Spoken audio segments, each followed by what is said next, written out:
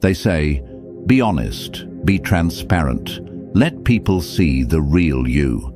But what they don't tell you is this: the more people know you, the easier you are to manipulate. The world doesn't reward raw truth, it exploits it.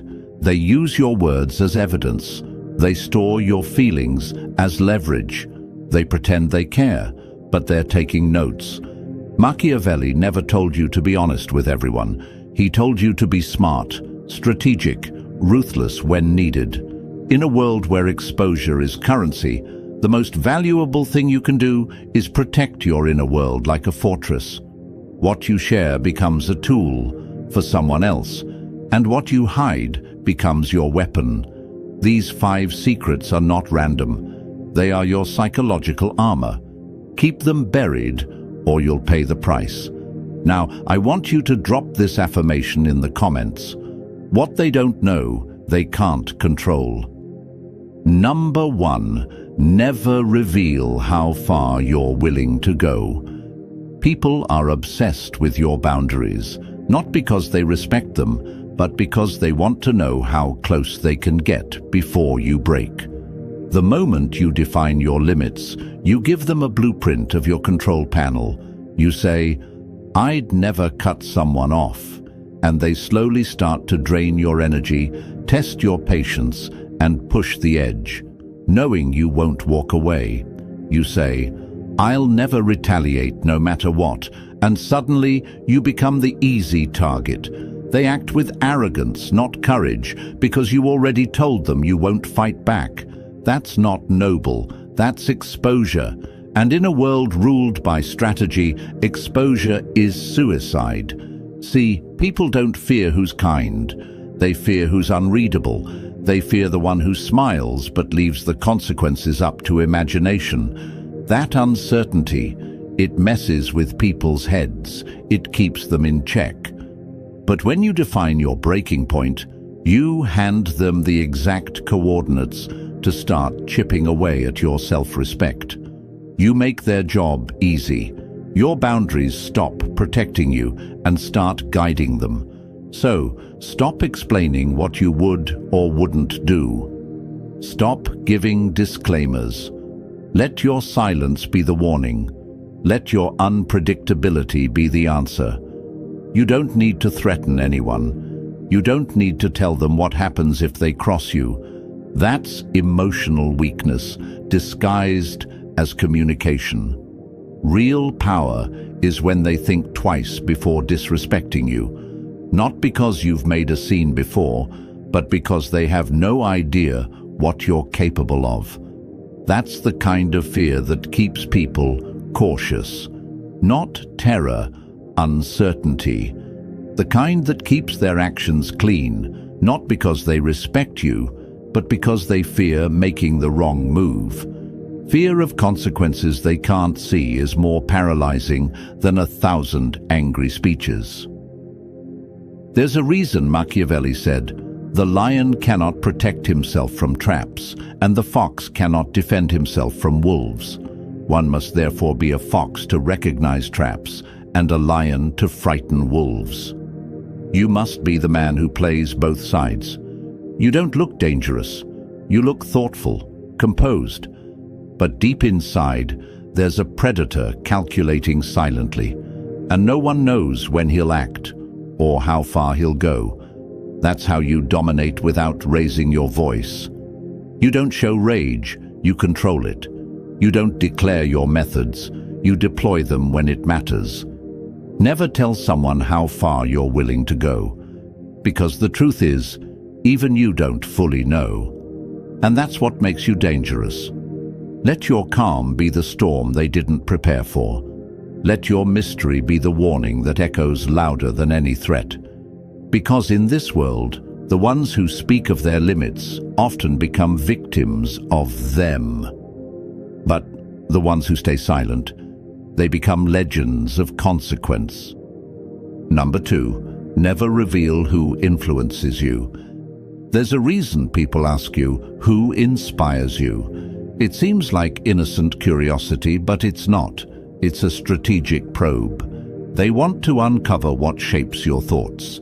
because once they know who you admire, they'll study them, mimic them, or worse, use them to manipulate you. If they know what type of mind you absorb, they'll feed you versions of it that benefit them. They'll twist the voice in your head into something they control.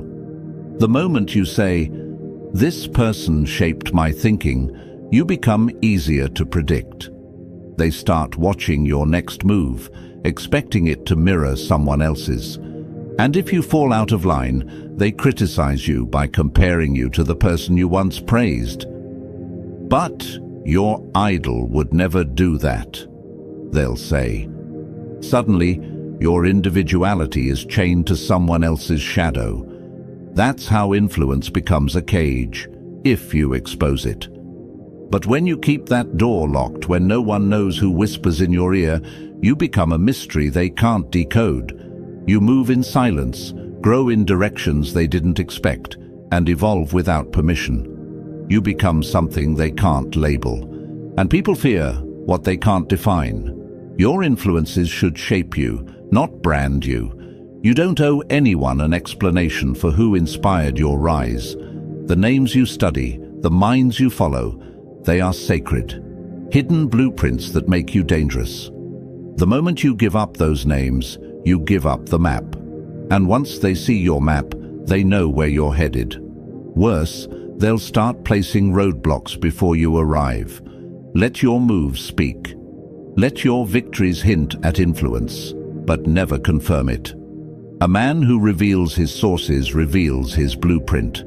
A man who doesn't, he becomes a force of his own. Machiavelli once said, "A wise man ought always to follow the paths beaten by great men and to imitate those who have been supreme." And he was right. But he never said to broadcast which paths you're walking. That's where most people fail. They confuse influence with identity. And when their idols fall, so do they. You can learn from everyone and still belong to no one. That's real power. Quiet influence, absorbed in silence, applied without credit. That way, if you're ever questioned, you don't owe answers. You become the original. You become the source. And here's the truth most people never learn. Once they can name your influences, they can imitate your power. But if they can't trace your roots, they can't replicate your tree. They see the fruit, they feel the shade, but they have no idea how deep the roots go. And that's the kind of man they fear. A man whose mind has been sharpened in the dark by voices they'll never hear. Number 3, never reveal your daily habits. Your daily habits are windows into your mind, and the moment someone sees the pattern, they start building traps. You think routines are harmless, a sign of discipline, proof that you're focused. But discipline, when exposed, becomes a roadmap, and roadmaps are made to be followed, intercepted, or hijacked.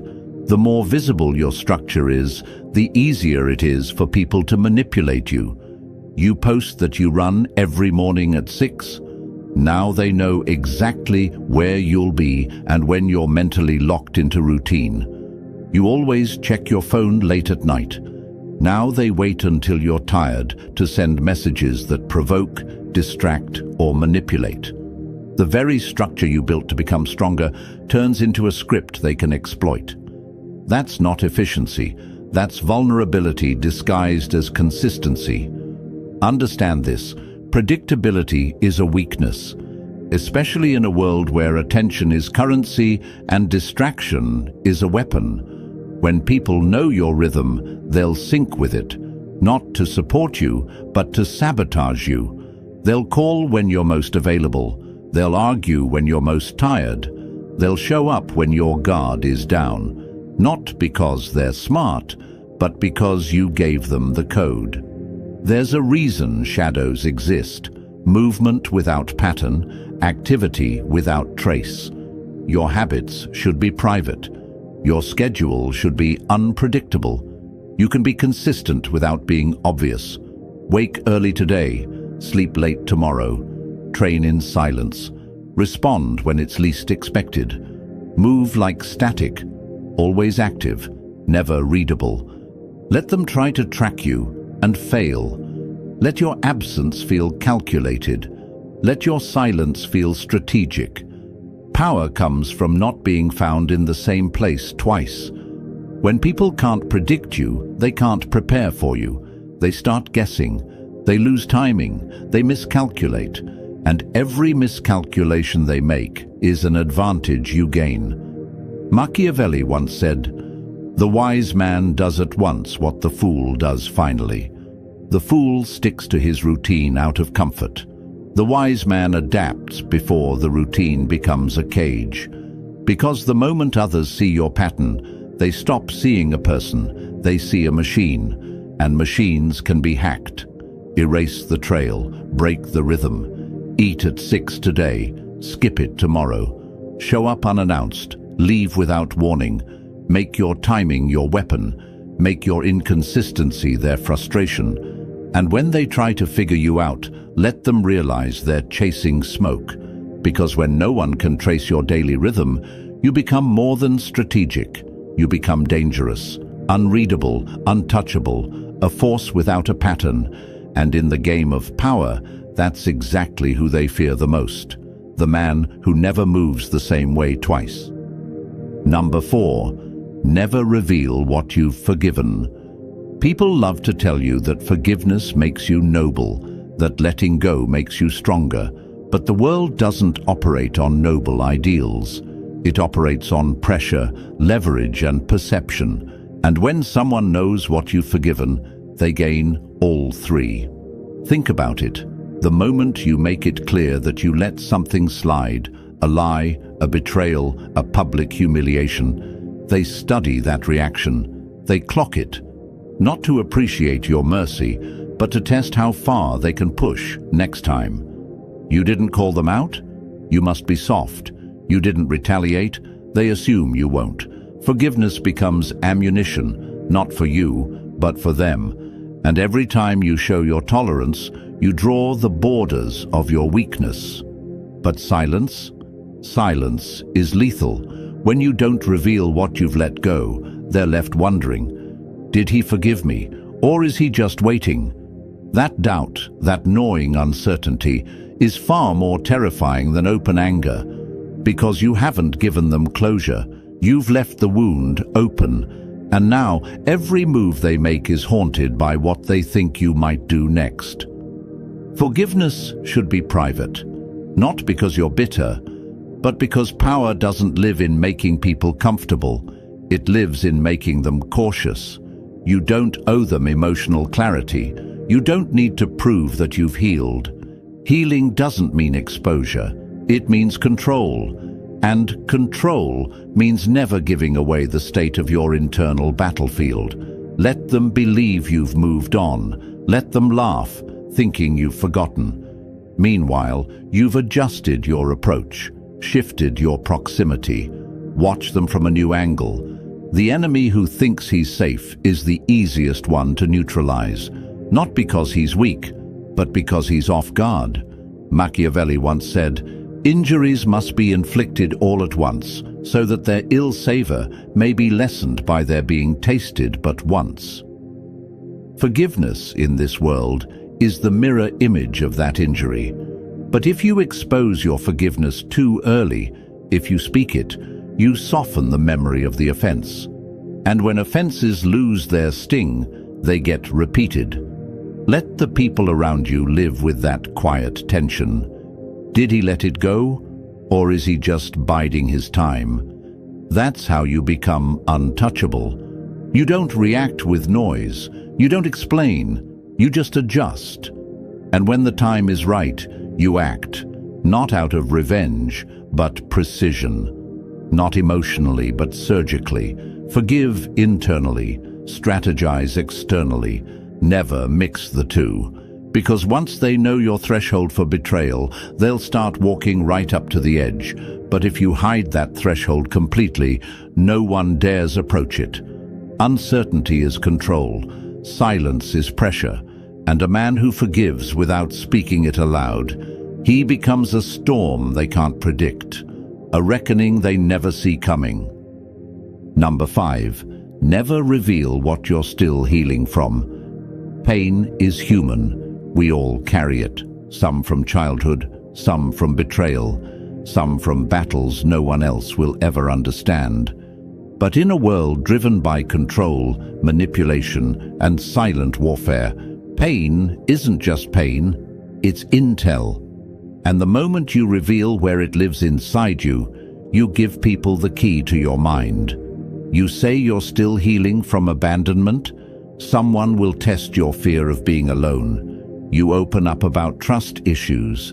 Someone will promise loyalty just to break it later and watch how you unravel. They don't do it because they're evil. They do it because human nature is opportunistic. When people sense weakness, they either avoid it or exploit it. And if they can't feel your wounds, they don't know how to move around you. That confusion keeps you in power. Never let them trace your pain. Once they know what hurt you, they start watching you like a specimen, testing your reactions, poking at triggers, gauging which words sting and which silences shake you. What was once your story becomes their strategy. Your vulnerability becomes their script, and you become readable, predictable, breakable. But when they don't know what damaged you, when they can't see where the cracks are, they assume there are none. That's not denial. That's defense. You don't deny your history. You just stop offering it to people who haven't earned it. You don't owe anyone a roadmap to your past just because they ask with soft eyes. Not everyone wants to understand. Some just want leverage. Machiavelli once said, "He who builds on the people builds on mud." That includes building your healing on the sympathy, validation, or perception of others. You don't need their understanding. You don't need them to know what you've survived. You don't need their applause for walking through hell. You need one thing: silence. The kind of silence that protects you while you rebuild, that shields you while you grow sharper, stronger, colder. The kind of silence that makes your enemies guess and fear what they cannot see. Because healing is sacred. It's not theater. It's not conversation. It's war, quiet, personal war. And when you come out of it, you don't announce it. You walk back into the world as if you were never wounded to begin with. You move with the confidence of someone who built themselves in the dark and came out forged in fire. Let the world meet you when you're whole. Let them wonder what made you this calm, this collected, this unshakable. Never hand them your pain and expect protection. Hide it. Heal in silence.